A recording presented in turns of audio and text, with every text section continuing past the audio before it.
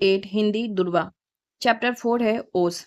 अब देखिए पहला कविता से का क है कविता में रतन किसे कहा गया है और वे कहाँ कहाँ बिखरे हुए हैं। उत्तर है कविता में ओस को रतन कहा गया है और वह फूलों पत्तों और हरी घास पर बिखरे हुए हैं। ख ओस कणों को देखकर कवि का मन क्या करना चाहता है। उत्तर है ओस कणों को देखकर कवि का मन कर रहा है कि वह अंजलि भर कर उन्हें ले आए और उनको देख देख कर एक कविता लिखे। दूसरा है कविता से आगे। पहला है पता करो कि सुबह के समय खुले स्थान पर ओस की बूंदें कैसे बन जाती हैं, इसे अपने शिक्षक को बताओ। दूसरा है क्या ओस कोहरा और वर्षा में कोई संबंध है, इनके बनने और होने के कारणों का पता लगाओ और उसे अपने ढंग से लिखकर शिक्षकों को दिखाओ। तीसरा है सूरज निकलने के कुछ समय बाद ओस कहाँ चली जाती है, इसका उत्तर तुम अपने मित्रों, बड़ों, पुस्तकों और इंटरनेट की सहायता से प्राप्त करो और शिक्षक को बताओ। अब देखिए उत्तर है क का सुबह के समय खुले स्थानों पर ओस की बूंदें इसलिए बन जाती है क्योंकि रात में वातावरण बहुत ठंडा हो जाता है, जिसके कारण हवा में मौजूद नमी घास, पत्तों और अन्य ठंडी सतहों पर संघनित होकर जमा हो जाती है। ख देखिए हाँ, ओस, कोहरा और वर्षा में पानी की वजह से संबंध है क्योंकि ये तीनों जल चक्र का हिस्सा है। जब वायुमंडल में मौजूद जल वाष्प ठंडी सतहों पर संघनित होती है तो ओस बनती है। यदि जल वाष्प ठंडी होकर हवा में ही संघनित हो जाए तो कोहरा बनता है। वहीं जब बादलों में जल कण भारी होकर गिरते हैं तो वर्षा होती है। ये सभी प्रक्रियाएं जल के परिवर्तनों से जुड़ी होती है।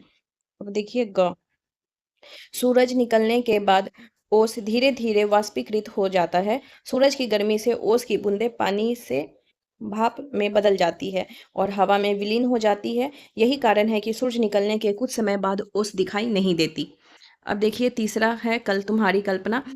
इसकी शोभा लिख लिख कर इन पर कविता एक बनाओ। कवि ओस की सुंदरता पर एक कविता बनाना चाहता है। यदि तुम कवि के स्थान पर होते तो कौन सी कविता बनाते, अपने मनपसंद विषय पर कोई कविता बनाओ। उत्तर देखिए यदि मैं कवि के स्थान पर होता तो मैं उत्तर यदि मैं कवि के स्थान पर होता तो मैं प्रकृति की सुंदरता पर एक कविता लिखता। यह कविता में पेड़ों की हरी भरी शाखाओं, खिलते हुए फूलों, बहती हुई नदी और चहचहाते पक्षियों की सुंदरता का वर्णन करता। चौथा देखिए मौसम की बात। क है तुम्हारे विचार से यह किस मौसम की कविता हो सकती है। ठीक है। ख है तुम्हारे प्रदेश में कौन कौन से मौसम आते हैं, उसकी सूची बनाओ।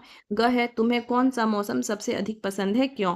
तो देखिए उत्तर है क का मेरे विचार से यह कविता सर्दी के मौसम की हो सकती है क्योंकि ओस की बूंदें ठंड के समय अधिक बनती है और इस मौसम में सुबह की सुंदरता दिखाई देती है।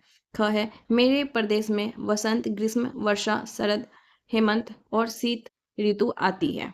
ग देखिए मुझे वसंत ऋतु सबसे अधिक पसंद है क्योंकि इस समय मौसम बहुत सुहावना होता है। पेड़ पौधे फिर से हरे हो जाते हैं, फूल खिलते हैं और वातावरण में ताजगी का एहसास होता है। अब देखिए पांचवा अंजलि में। ठीक है। जी होता इन ओस कणों को अंजलि में भरकर घर ले जाऊं। ठीक है। कभी ओस की सुंदरता में भरा चाहता है। यहाँ पे कुछ लाइन गड़बड़ है, एक बार अपने बुक से देख लीजिएगा। तुम नीचे दिए गए चीजों में से किन चीजों को अपनी अंजलि में भर सकते हो, सही का चिन्ह लगाएं। ठीक है। तो देखिए इसका उत्तर है रेत। रेत को हम अपनी अंजलि में भर सकते हैं। ओस को नहीं भर सकते तो उसमें चिन्ह नहीं लगाएंगे। धुआं को नहीं भर सकते, हवा को नहीं भर सकते। ठीक है। रेत के बाद हम चिन्ह लगाएंगे पानी में, तेल में, लड्डू में और गेंद में।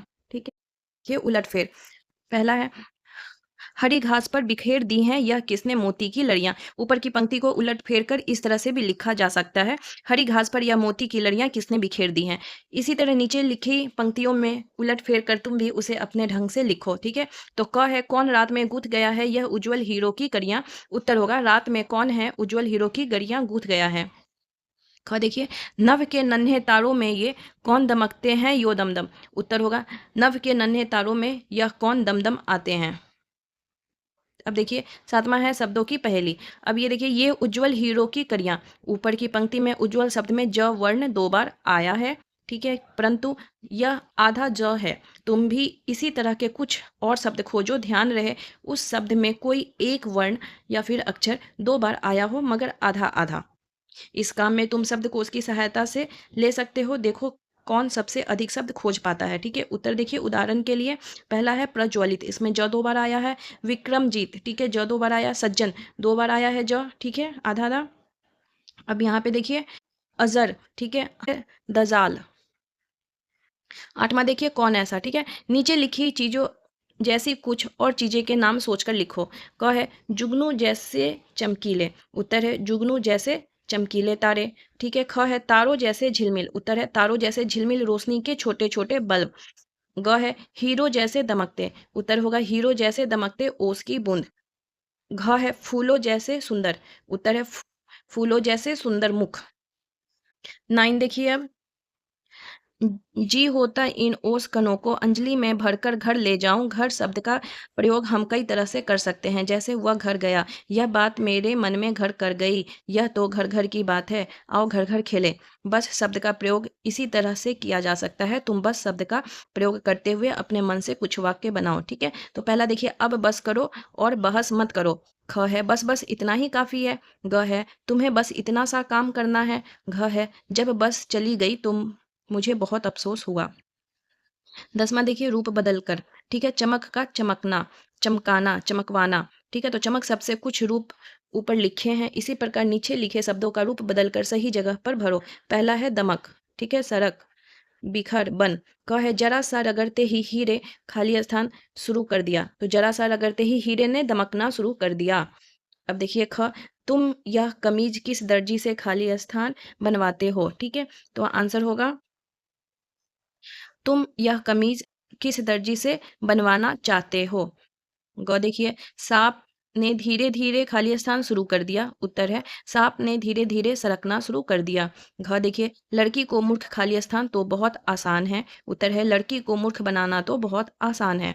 अब देखिए अंग, तुमने अब खिलौना खाली स्थान बंद कर, उत्तर है तुमने अब खिलौने बिखरने बंद कर दिए हैं। ठीक है, और इसी के साथ ये चैप्टर कंप्लीट हो गया।